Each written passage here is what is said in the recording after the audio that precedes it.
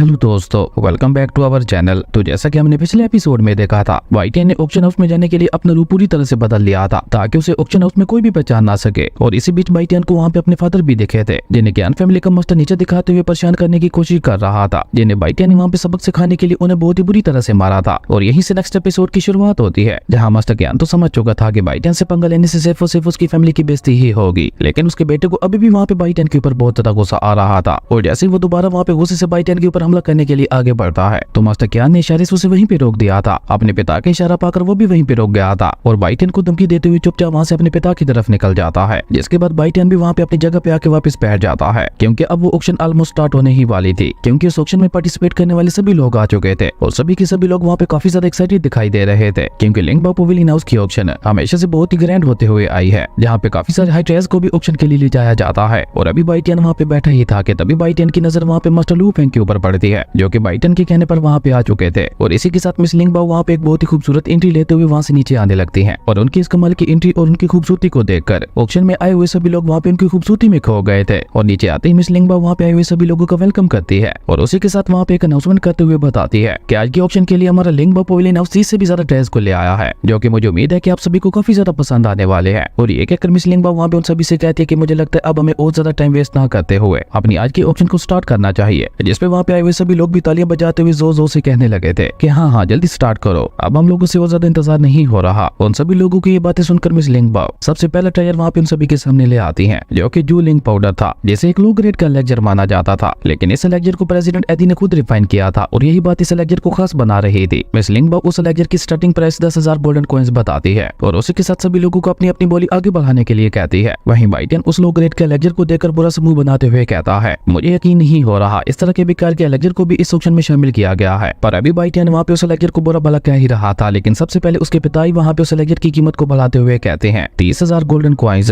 वाईटीएन के पिता की बोली सुनकर वहाँ पे बैठे हुए सभी लोगों को एक झटका लगता है, इवन खुद वाईटीएन भी वहाँ पे शॉक हो गया था। तभी मास्टर ज्ञान वहाँ पे वाईटीएन के पिता को नीचे दिखाने के लिए उस लेक्चर की कीमत 50,000 गोल्डन कॉइंस लगाता है, जो देखकर वाईटीएन के पिता सो लियू ची भी उस लेक्चर की कीमत को बढ़ाते हुए 1 लाख गोल्डन कॉइंस लगा देते हैं, जो देखकर मास्टर ज्ञान ने भी उस लेक्चर की कीमत को बढ़ाते हुए उसकी कीमत 1,20,000 गोल्डन कॉइंस लगा दी थी, जो देखकर मास्टर लू जी को काफी ज्यादा गुस्सा आ रहा था। इसलिए वो वहाँ पे डायरेक्टली उस लेक्चर की कीमत को बढ़ाते हुए उसकी कीमत 1,50,000 गोल्डन कॉइंस लगा देते हैं, जो सुनकर वहाँ पे बैठे हुए सभी लोगों को एक बार फिर से झटका लगता है। लेकिन मास्टर ज्ञान वहाँ पे मास्टर लू जी का मजाक उड़ाते हुए कहता है, लू जी तुम इस टायर को पाने के लिए इतने ज्यादा पैसे खर्च कर रहे हो, लेकिन अभी तक तुमने मेरा कर्ज अदा नहीं किया। और इससे आगे मास्टर ज्ञान वहाँ पे कुछ कह पाते उससे पहले मिस लिंकबाओ ने वहाँ पे इशारे से उसे चुप करवा दिया था। और उसके बाद मिस लिंकबाओ वहाँ पे आए हुए सभी लोगों से पूछती है, क्या इस लेक्चर की कीमत को कोई और ज्यादा बढ़ाना चाहेगा? लेकिन उस मामूली से टायर के लिए कोई भी वहाँ पे इतने ज्यादा पैसे खर्च करने को तैयार ही नहीं था। इवन मास्टर ज्ञान भी वहाँ पे जानबूझकर उस टायर के ऊपर बोली लगा रहा था। असल में तो वो बस मास्टर लू जी को तंग करना चाहता था, और जब वहाँ पे उस लेक्चर की कीमत को कोई भी नहीं बढ़ाता तो वो लेक्चर वहाँ पे मिस लिंकबाओ ने मास्टर लू जी के हवाले कर दिया था, जिसे पाकर मास्टर लू जी वहाँ पे काफी ज्यादा कुछ दिखाई दे रहे थे, जो देखकर वाईटीएन वहाँ पे खुद से ही कहता कि हो ना हो फादर ने यह लेक्चर मेरे लिए ही खरीदा होगा। वहीं दूसरी तरफ मास्टर ज्ञान के फेस के ऊपर एक बहुत ही कमीनी स्माइल आ गई थी, क्योंकि उसने 10,000 वाले लेक्चर की कीमत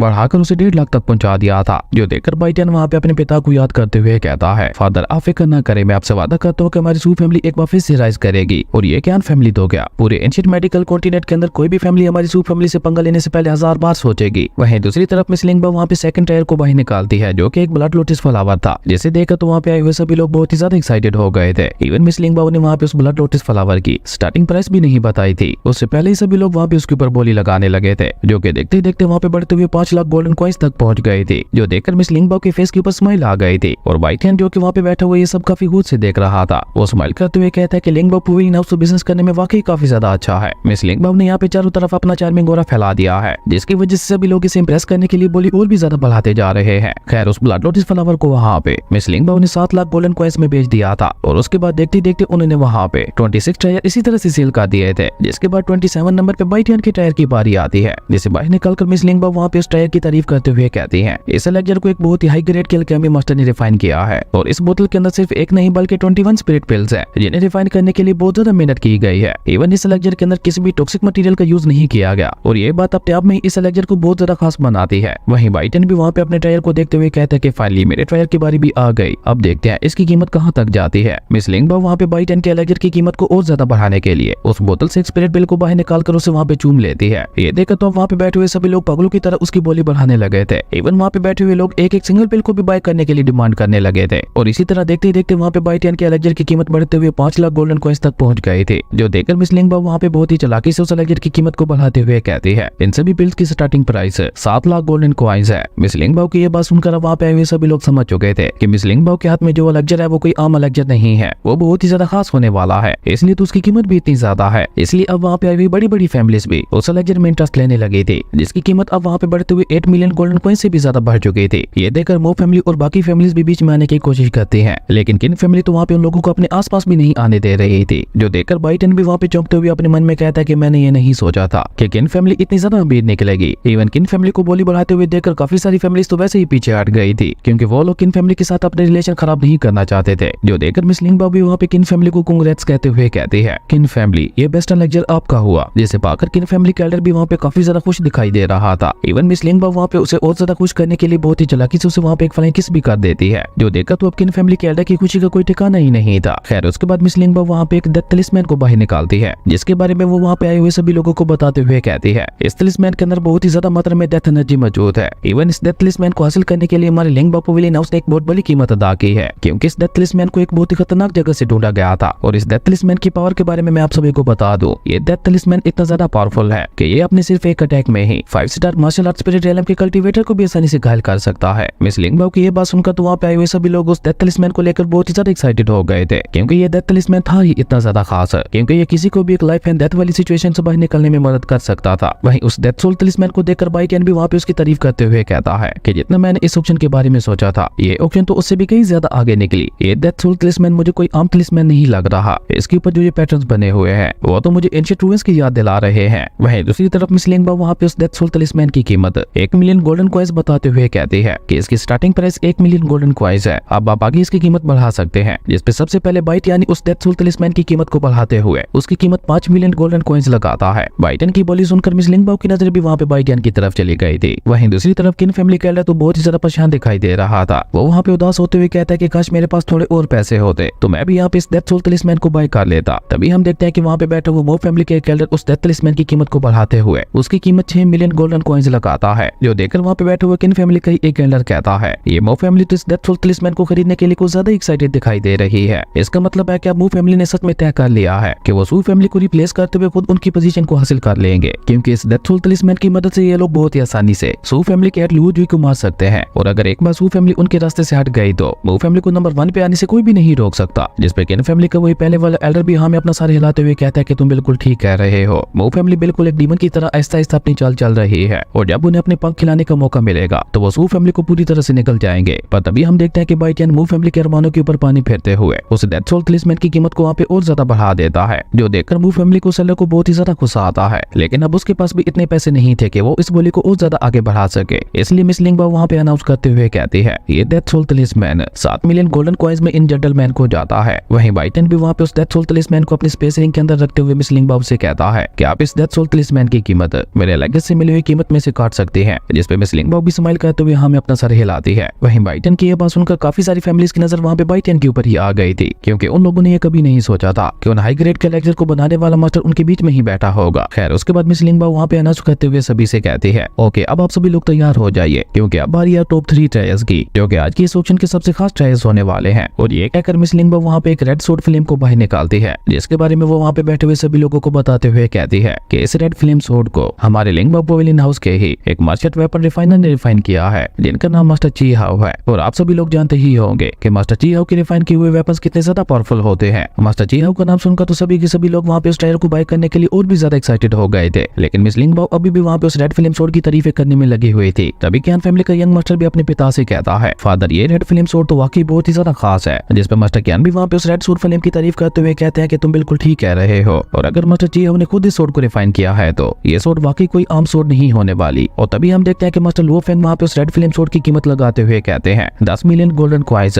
जो सुनकर तो वहाँ पे बैठे हुए सभी लोगों को अब तक का सबसे बड़ा झटका लगता है। और इसी के साथ साथ उन सभी लोगों को वहाँ पे मास्टर लुओ फेंग के ऊपर बहुत ज्यादा गुस्सा भी आ रहा था, जबकि मास्टर लुओ फेंग को वहाँ पे इस तरह से कीमत लगाते हुए देखकर बाइटियन वहाँ पे सोचते हुए अपने मन में कहता है मैंने सही सोचा था, इंपीरियल सिटी की अल्केमिस्ट एसोसिएशन वाकई बहुत ज्यादा अमीर है। तभी मास्टर क्यान वहाँ पे उस सोर्ड की कीमत को बढ़ाते हुए उसकी कीमत 11 मिलियन गोल्डन कॉइंस लगाते हैं, लेकिन मास्टर लुओ फेंग ने डायरेक्टली वहाँ पे उस रेड फिल्म सोर्ड की कीमत को बढ़ाते हुए उसकी कीमत 15 मिलियन गोल्डन कॉइंस लगा दी थी। लेकिन हम देखते हैं कि मास्टर क्वान को भी वो रेड फिल्म सोर्ड काफी ज्यादा पसंद आ गई थी, इसलिए वो भी वहाँ पे एक बार फिर से उस रेड फ्लेम स्वॉर्ड की कीमत को बढ़ाते हुए उसकी कीमत 16 मिलियन गोल्डन कॉइंस लगा देता है। और इसी कमाल के सीन के साथ हमारी अमेजिंग एपिसोड यहीं पे खत्म हो गया था। दोस्तों अगर आपको ये वीडियो अच्छी लगी तो लाइक कर दें और अगर चैनल पे नए आए तो सब्सक्राइब करते जाना। तो मिलता है एक न्यू वीडियो में, तब तक के लिए बाय।